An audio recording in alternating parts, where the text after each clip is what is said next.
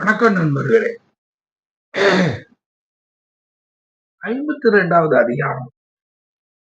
4 குறள் இதுல பார்த்துட்டோம். இப்ப நம்ம 5வது குறளுக்கு வந்து இந்த 5வது குறள் ரொம்ப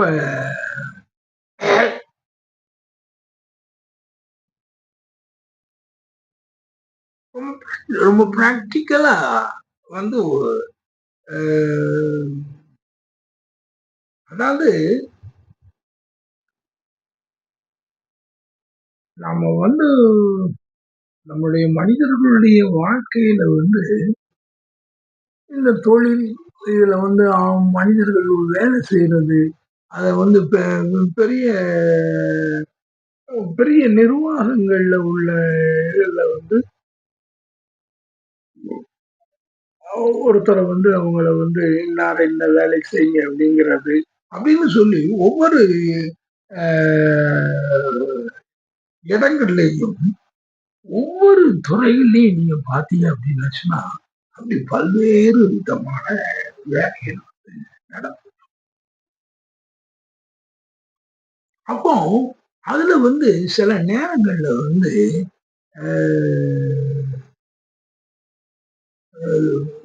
சிலர் திடீர்னு ஒரு வேலைக்கு சிலரை திடீர்னு உள்ள திணிக்கிறாங்க. எங்க இருந்தோ அவர் இந்த இதுல நம்ம எதிர்பார்க்க மாட்டோம். ஆனா அவரு இதுல நிக்கிறார்.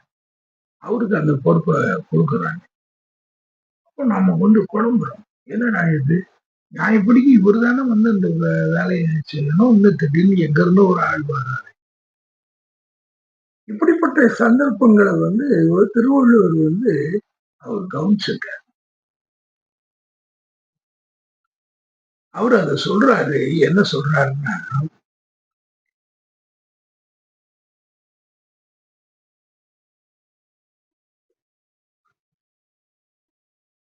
அறிந்து ஆற்றி செய்கிற்பார்க்கு அல்லால்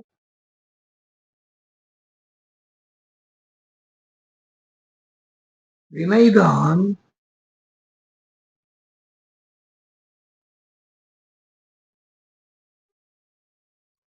சிறந்தான் என்று ஏவற்பாற் சென்று ஏவற்பார் நன்று.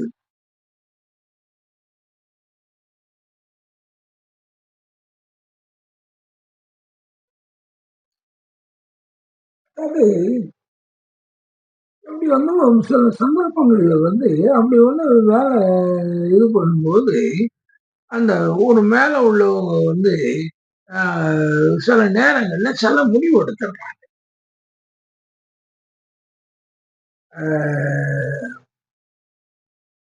சில நேரங்கள்ல அவங்க என்ன செய்யறாங்க, அந்த லைன் மேனேஜ்மெண்ட்ல இருக்கக்கூடியவங்களை அவங்க வேண்டான்னு சொல்லி இன்னொன்றுல இருந்து ஒரு ஆளை கொண்டு சரி அவர் இந்த வேலையை இவர் செய்வாரு அப்படின்னு சொல்லி அவரை கொண்டு இது பண்றாங்க.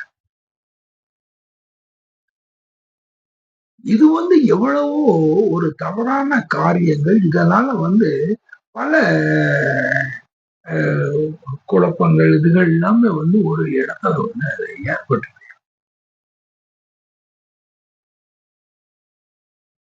அதனாலதான் அவரு சொல்றாரு, திருவள்ளுவர் சொல்றாரு, அறிந்து ஆற்றி. ஒருத்தன் நான் தான் ஒரு ஒரு லைன் மேனேஜ்மெண்ட் நான் பார்த்துக்கிட்டு இருக்கேன். இவன் அறிந்து ஆற்றி இதை தெளிவா அவ செய்துகிட்டு இருக்கும். அறிந்து ஆற்றி செய்கிற்பாற்றென்று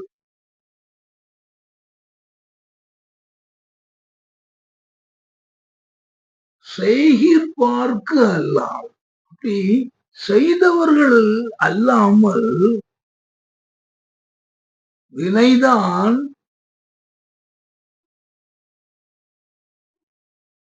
சிறந்தான் என்று ஏவற்பாற் நன்று.